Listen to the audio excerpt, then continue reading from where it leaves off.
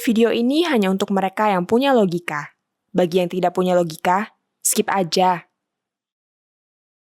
Ketika saya mendengar Anies Baswedan bertemu dengan Rizik Syihab pada acara perkawinan Putri Rizik dan Maulid Nabi, ingatan saya langsung menuju E.F. Saifullah Fattah. E.F. adalah junior saya di FISIP UI. Dia terkenal pintar, tajam, ganteng, dan memiliki artikulasi yang menawan. Tapi yang membuat saya mengingatnya adalah karena dia dikenal sebagai konsultan politik yang memenangkan Anies melawan Ahok pada Pilkada DKI 2017. Kita semua tahu, Anies akhirnya menang pada pilkada itu karena menggunakan politik identitas. Dan otak di belakang politik identitas itu adalah E.F. E.F. ketika itu menyatakan bahwa masjid adalah tempat kampanye untuk meraih kemenangan politik. Ia menggunakan kemenangan Partai FIS atau Partai Front Keselamatan Islam pada 1991 di Aljazair sebagai contoh.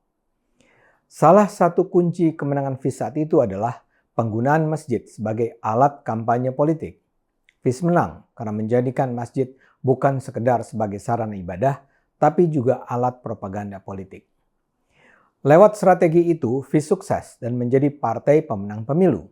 Padahal, FIS tidak memiliki jaringan yang kuat, tidak memiliki tokoh-tokoh berpengaruh di berbagai daerah, dan tidak memiliki sumber pendanaan yang besar. Media massa pun dikuasai oleh kelompok-kelompok sekuler. Tanpa media, FIS menggunakan jaringan masjid, khotib, ulama, ustadz, pengajian untuk menyebarkan seruan politik. Kampanye ini dilakukan secara masif terus-menerus sampai hari pencoblosan. Kemenangan FIS memang fenomenal.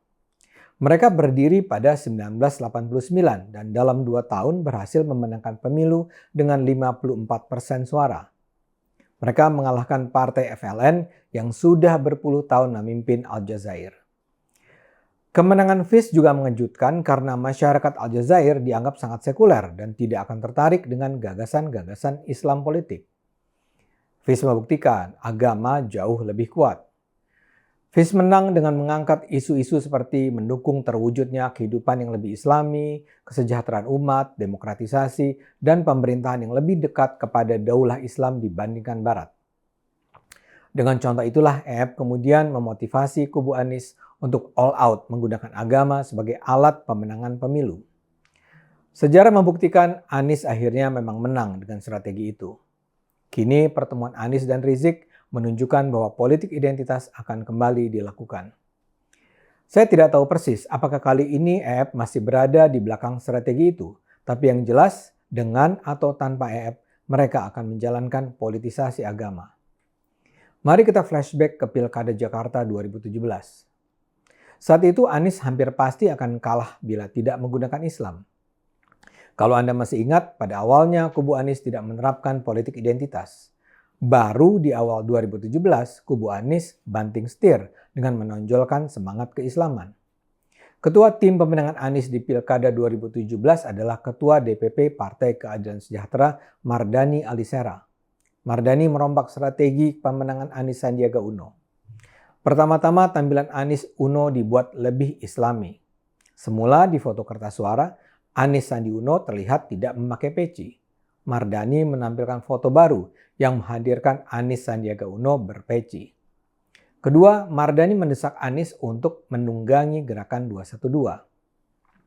Proses pilkada ketika itu memang diwarnai dengan pelbagai unjuk rasa ormas Islam menyusul pernyataan Ahok yang dianggap menistakan Islam. Pernyataan Ahok itu memicu unjuk rasa aksi bela Islam berjilid-jilid. Motor gerakan itu adalah Rizik Syihab dan FPI. Dari Oktober sampai Desember 2016 terjadi 3 kali aksi massa menuntut Ahok ditangkap. Yang terbesar adalah aksi pada 2 Desember 2016 yang dikenal dengan nama Aksi 212. Diklaim ada 7 juta umat Islam yang turun pada aksi itu. Sampai titik itu, kubu Anies sebenarnya masih terlihat menjaga jarak. Mardani lah yang mengubahnya. Aksi 212 menurut Mardani harus dimanfaatkan Anies untuk menggalang dukungan dari umat Islam. Pada 1 Januari 2017, Anies pun datang ke markas FPI di Petamburan. Dia seolah diundang untuk menghadiri seminar di FPI. Tapi tentu saja yang terpenting adalah silaturahmi politik antar Anies dengan Rizik.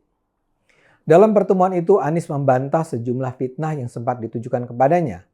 Ia membantah bahwa dia Syiah, Wahabi, dan tokoh jaringan Islam liberal. Anies juga memuji-muji FPI dan Rizik Syihab sebagaimana Rizik memuji-muji Anies. Sejak saat itulah Anies menjelma menjadi calon pemimpin Islam bersama Rizik. Anies sendiri tidak menggunakan retorika Islam sebagai kekuatan penggalangan umat, tapi kubu pendukungnya memanfaatkan masjid, musola, pengajian, sekolah untuk memobilisasi suara dukungan seraya menjatuhkan reputasi Ahok. Strategi Anies sukses besar. Yang maju dalam pilkada semula adalah Ahok, AHY, dan Anies.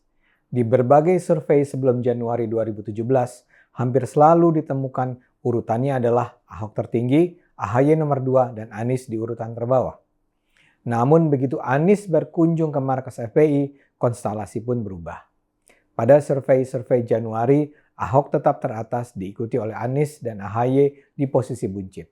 Bahkan dalam putaran pertama Pilgub pada pertengahan Februari, Ahok memperoleh 43% suara, Anies 40%, sementara AHY drop cuma 17%. Dan terakhir, pada putaran kedua, Ahok 42% dan Anies 58%. Angka-angka itu menjelaskan bahwa Anies menang setelah bertemu dan mendapat dukungan dari Rizik. Memang setelah pilkada usai dan Anies dinyatakan menang, Rizik memilih kabur dari Indonesia. Ia terbang ke Arab Saudi saat harus diperiksa polisi untuk kasus dugaan chat mesum dengan Firza Husein.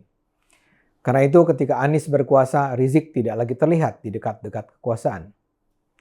Kini menuju 2024, Anies bertemu kembali dengan Rizik di markas besar Ex-Front Pembela Islam di Petamburan, Jakarta Pusat, yang sering juga disebut Markaz Syariah.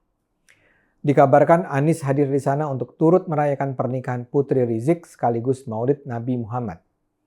Ini berlangsung hanya beberapa hari setelah Anies dideklarasikan sebagai Capres 2024 oleh Nasdem. Kedatangan Anies itu disebut sebagai aksi minta restu kepada Rizik. Di acara itu, Rizik sendiri mengingatkan publik bahwa dia adalah tokoh yang memenangkan Anies pada Pilkada DKI 2017. Dia menyatakan secara eksplisit bahwa dia mewakili seluruh kawan-kawan dalam pergerakan 212 yang sudah berjibaku habis-habisan berjuang di Jakarta sehingga akhirnya Allah memberikan kemenangan pada Dr. Anies Baswedan. Rizik kemudian menyatakan dia mengapresiasi Anies yang selama menjadi gubernur tidak mengecewakan Rizik dan pendukungnya. Ia juga dengan gaya retorik bertanya kepada jemaah, apakah mereka puas dengan kepemimpinan Anies. Senang tidak dapat pemimpin bagus, pemimpin berani melawan oligarki? Tanya Rizik yang tentu saja dijawab dengan seruan, senang. Rizik juga menanyakan kesiapan para pengikutnya untuk mendapatkan kembali pemimpin yang berani melawan oligarki dan menegakkan HAM. Yang tentu saja dijawab, siap. Dalam acara itu ada banyak tokoh dari kubu anti Jokowi hadir. Selain Rizik dan sejumlah Habib, ada pula Bahar Smith dan Ahmad Dhani. Memang Anies bukan cuma berkunjung ke Petamburan. Sebelumnya Anies bertemu dengan Keuskupan Agung DKI Jakarta, Persekutuan Gereja-Gereja Pentakosta Indonesia, dan Persekutuan Gereja-Gereja di Indonesia wilayah DKI Jakarta. Di dalam rangkaian pertemuan itu, Anies berkata, terima kasih yang sebesar-besarnya kepada seluruh pemimpin gereja dan umat Kristen yang telah ikut menjaga persatuan di ibu kota. Saya duga kunjungan ke gereja-gereja itu dilakukan agar Anies terlihat sebagai pemimpin yang pluralis. Namun, ya malaikat juga tahu itu cuma basa-basi. Saat ini nampaknya kubu Anies akan kembali pada nasihat EF. Mereka akan menggunakan Islam sebagai kekuatan utama pemenangan pemilu. Ayo gunakan akal sehat, karena hanya dengan akal sehat bangsa ini akan selamat.